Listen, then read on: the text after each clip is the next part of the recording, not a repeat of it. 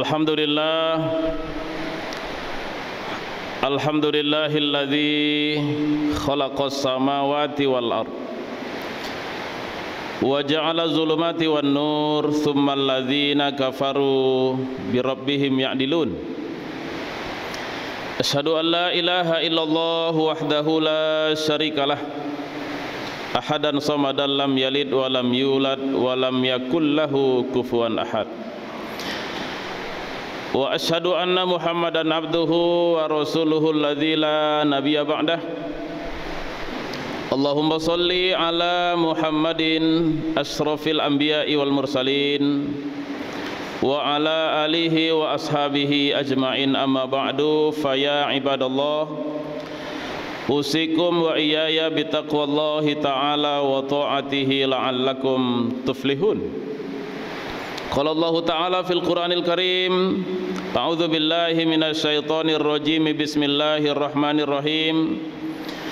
Ya ayyuhalladzina amanu taqullaha wal tanzur nafsum ma qaddamat lighad wattaqullaha innallaha khabirum bima ta'malun.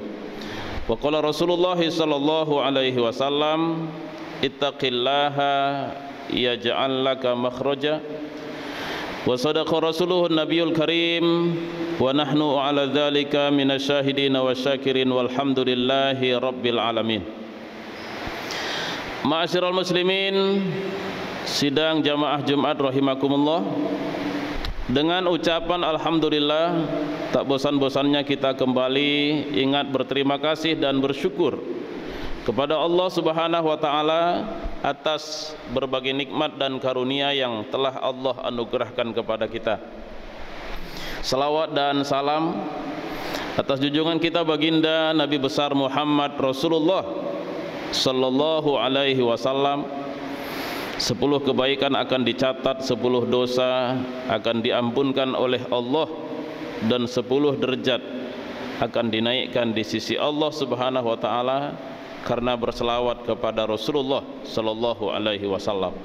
Semoga dengan melazimkan dan memperbanyak selawat kepada Nabi yang mulia akan semakin mengukuhkan komitmen kita untuk tetap mengikuti dan mengamalkan ajaran Rasul, dan harapan kita tentunya mudah-mudahan kita semua akan mendapatkan syafaatnya di hari kemudian kala. Amin ya rabbal alamin. Jamaah Jumat yang berbahagia, dalam sebuah hadis Nabi sallallahu alaihi wasallam menegaskan, apa kata beliau?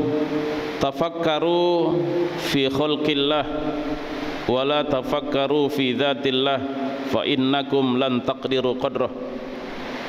Kata Nabi sallallahu alaihi wasallam, pikirkan kamulah tentang ciptaan-ciptaan Allah, jangan kamu pikirkan tentang hakikat, esensi dari wujud dan zat Allah, kata Nabi. Kenapa? Kata Nabi sallallahu alaihi wasallam, fa innakum lan taqdiru qadrah, karena sesungguhnya kamu tidak sanggup, kamu tidak mampu memikirkan hakikat wujud dan zat Allah Subhanahu wa taala. Keberadaan Allah Subhanahu wa taala yang kita yakini sebagai Rabb, sebagai Tuhan, merupakan sesuatu yang pasti dan pasti. Walaupun kita belum pernah melihat wujud Allah, tidak pernah kita lihat, bukan karena tidak ada, karena kita tidak sanggup dan tidak mampu melihat wujud dan zat Allah Subhanahu wa taala.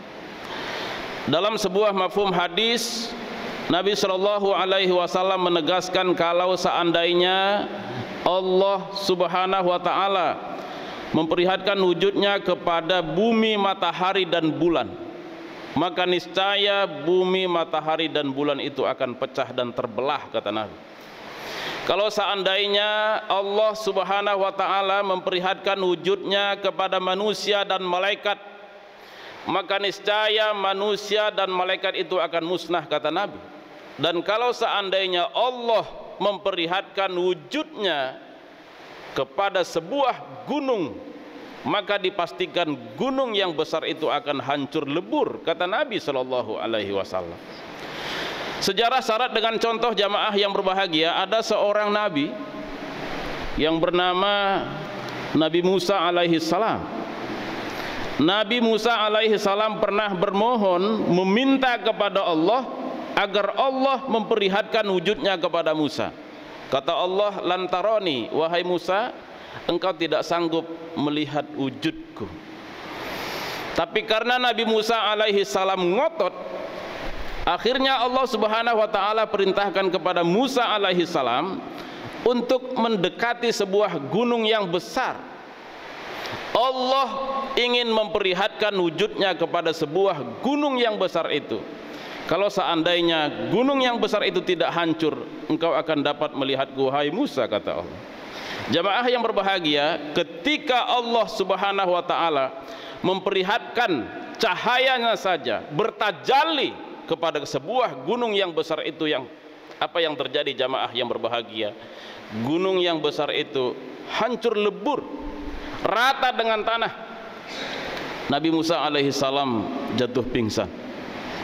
Setelah sadar apa yang diucapkan oleh Musa, qala subhanaka tubtu ilaik wa ana awwalul mu'minin. Maha suci engkau ya Allah, aku bertaubat kepadamu dan termasuklah aku ke dalam golongan orang-orang yang pertama beriman. Kisah ini, sejarah ini diabadikan oleh Allah subhanahu wa ta'ala dalam Al-Quran, tepatnya dalam surah Al-A'raf ayat 143. Jamaah yang berbahagia, jadi kita tidak pernah melihat wujud Allah bukan karena Allah itu tidak ada, tapi karena kita tidak sanggup. Manusia kita hanya akan sanggup melihat wujud Allah subhanahu wa ta'ala ketika nanti sudah berada di dalam surga. Allah subhanahu wa ta'ala menegaskan di dalam Al-Quran, wujuhu yawma idzin nadirah ila rabbiha nazirah. Pada hari itu wajah para penghuni surga berseri-seri. Mereka dapat menatap, melihat wujud Allah subhanahu wa ta'ala. Jamaah yang berbahagia, ini merupakan pondasi, ya, dasar daripada komitmen tauhid, komitmen keimanan dan keyakinan yang benar kepada Allah subhanahu wa ta'ala. Ini pondasi. Pertanyaannya adalah bagaimana pentingnya sebuah pondasi keimanan, bagaimana pentingnya sebuah komitmen tauhid yang benar kepada Allah subhanahu wa ta'ala. Jamaah yang berbahagia, pentingnya sebuah komitmen tauhid yang benar kepada Allah. Kita lihat sejarah 13 tahun Nabi Shallallahu Alaihi Wasallam berjuang berdakwah di kota Makkah hanya untuk menanamkan kalimat tauhid la ilaha illallah Muhammadur Rasulullah.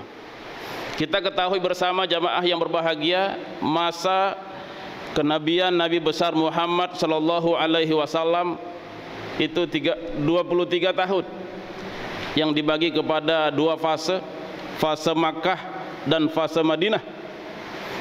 Makkah selama 13 tahun, di Madinah selama 10 tahun. Pada fase Makkah, jamaah yang dimuliakan Allah, belum banyak perintah. Belum ada perintah puasa, belum ada perintah zakat, belum ada perintah haji dan perintah-perintah yang lain. Kewajiban pelaksanaan ibadah puasa dan zakat jamaah yang berbahagia itu pada tahun kedua Hijriyah, 2 tahun setelah Nabi Shallallahu Alaihi Wasallam berada di Madinah. Kewajiban pelaksanaan ibadah haji pada tahun ke-6 Hijriyah, 6 tahun setelah Nabi Shallallahu Alaihi Wasallam hijrah ke Madinah. Ya, belum banyak perintah. Yang ada pada fase Makkah hanya perintah solat, dan perlu kita garis bawahi, kewajiban pelaksanaan ibadah solat itu pada tahun ke-13 masa kenabian, 1 tahun sebelum Nabi Shallallahu Alaihi Wasallam hijrah ke Madinah. Itulah yang terjadi pada peristiwa Isra dan Mi'raj Nabi besar Muhammad Shallallahu Alaihi Wasallam pada ke-13 masa kenabian, 1 tahun sebelum beliau hijrah ke Madinah. Maka kalau kita cermati jamaah yang berbahagia, ayat-ayat Al-Quran, firman Allah subhanahu wa ta'ala yang diturunkan oleh Allah subhanahu wa ta'ala pada fase Makkah selama 13 tahun, Itu ayat-ayat yang berkenaan dengan komitmen tauhid, keimanan dan keyakinan yang tangguh kepada Allah Subhanahu wa taala. Itulah pentingnya sebuah keimanan kepada Allah. 13 tahun baginda Nabi sallallahu alaihi wasallam berjuang berdakwah di kota Makkah hanya untuk menanamkan sebuah pondasi keimanan, komitmen tauhid yang benar kepada Allah Subhanahu wa taala. Itu yang pertama. Kemudian yang kedua, jamaah yang berbahagia, pentingnya sebuah komitmen tauhid, keimanan dan keyakinan kepada Allah. Negara kita, negara Kesatuan Republik Indonesia, bukan negara Islam, bukan negara agama. Tapi sungguh jamaah yang berbahagia, negara Indonesia walaupun bukan negara Islam, bukan negara agama, sungguh Indonesia dibangun berasaskan pada nilai-nilai ketuhanan kepada Allah Subhanahu wa taala, Tuhan yang Maha Kuasa, Tuhan yang Maha Esa. Lihatlah jamaah yang berbahagia, Pancasila yang merupakan dasar dari negara. Pada sila pertama, ketuhanan yang Maha Esa. Ya, ini pentingnya keimanan kepada Allah. Jamaah yang berbahagia, 350 tahun Indonesia dijajah oleh Belanda. 3,5 tahun Indonesia dijajah oleh Jepang. Lalu pada tanggal 17 Agustus 1945, para pahlawan dan bangsa Indonesia memproklamirkan kemerdekaannya melawan penjajah ketika itu. 17 Agustus tahun 45. Pertanyaannya kemudian adalah, dengan apa para pahlawan dan bangsa Indonesia melawan penjajah ketika itu? Semua orang tahu jawabnya bambu runcing. Pertanyaannya kemudian adalah, jenderal mana mau taruhan bambu runcing merdeka melawan tank? Siapa mau taruhan bambu runcing merdeka melawan tentara-tentara profesional yang terlatih dengan baik? Menurut kebiasaan tidak bisa, menurut logika tidak mungkin. Tapi nyatanya Indonesia merdeka, jamaah yang berbahagia. Kenapa merdeka? Ada campur tangan Tuhan Allah Subhanahu wa taala pada kemerdekaan rakyat dan bangsa Indonesia ketika itu. Lalu para pendiri Indonesia mencantumkan dalam pembukaan Undang-Undang Dasar 1945, atas berkat rahmat Allah yang Maha Kuasa. Negara kita bukan negara agama, bukan negara Islam, tapi sungguh negara kita itu dibangun berasaskan pada nilai-nilai ketuhanan kepada Allah Subhanahu wa taala, Tuhan yang Maha Kuasa. Maka siapapun kita, jamaah yang berbahagia, dalam mengisi kemerdekaan jangan sampai melakukan sebuah sikap ya yang bertentangan dengan nilai-nilai ketuhanan kepada Allah, patuh terhadap hukum dan ketentuan yang telah diatur dan ditetapkan oleh Allah Subhanahu wa taala. Jangan sampai kita mengundang murka Allah Subhanahu wa taala dalam kehidupan ini. Itu yang kedua, jamaah yang berbahagia. Kemudian yang ketiga, jamaah yang saya muliakan, pentingnya sebuah keimanan dan keyakinan kepada Allah. Dari segi duniawi, sepertinya sebuah keimanan kepada Allah tidak begitu berarti dari segi duniawi, dan itu pun sepertinya. Padahal jamaah yang berbahagia, dunia ini akan dihancurkan oleh Allah. Ya, dunia ini akan kiamat kalau seandainya tidak ada lagi orang yang beriman. Itu kata Rasulullah. Ya, karena sungguh jamaah yang saya muliakan, dunia ini sangat kecil di hadapan Allah. Sebuah komitmen keimanan, tauhid dan keyakinan yang benar kepada Allah itu lebih berharga daripada dunia beserta isinya. Ya, apa kata Allah dalam Al-Quran? Innal ladzina kafaru law anna lahum ma fil ardi jami'a wa mithlahu ma'ahu liyaftadu bihi min azabi yaumil qiyamah ma tuqbila minhum wa lahum adzabun alim. Apa kata Allah dalam Al-Quran? Sesungguhnya orang-orang yang tidak percaya kepada Allah, Mereka-mereka yang tidak yakin kepada Allah Subhanahu wa taala, seandainya mereka memiliki apa yang ada di bumi, kata Allah. Seandainya mereka memiliki apa yang ada di bumi, lalu ditambah lagi sebanyak itu, lalu apa yang mereka miliki itu ditawarkan kepada Allah Subhanahu wa taala untuk menebus agar mereka tidak diazab pada hari kiamat. Apa kata Allah? Ma tuqbila minhum. Tawaran mereka tidak diterima oleh Allah Subhanahu wa taala dan mereka tetap mendapatkan azab yang pedih pada hari kiamat nanti, jamaah yang berbahagia. Maka saya tegaskan di awal tadi, dari segi duniawi sepertinya sebuah komitmen keimanan kepada Allah tidak begitu berarti.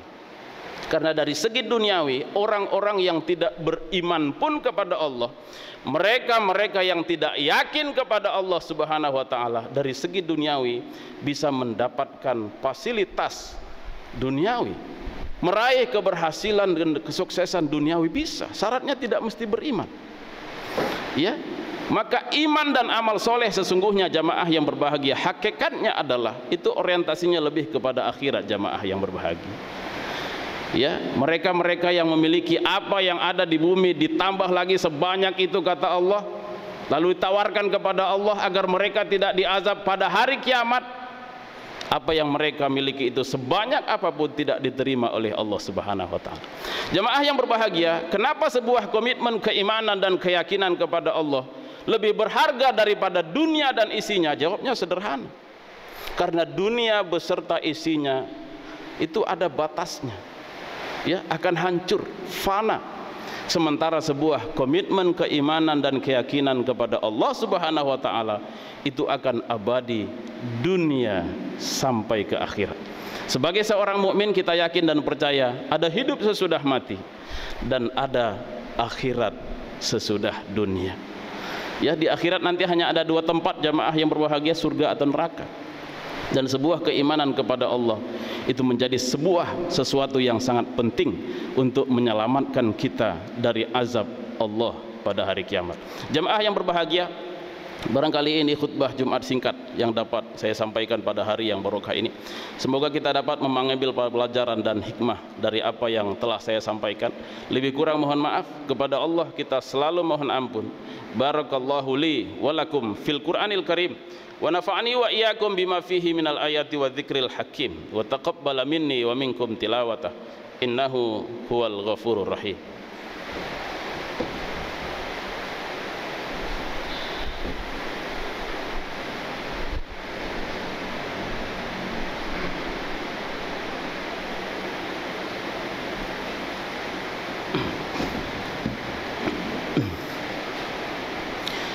Alhamdulillahilladzi arsala rasulahu bil huda wa dinil haq liyuzhirahu 'alad dini kullihi wa kafa billahi syahida.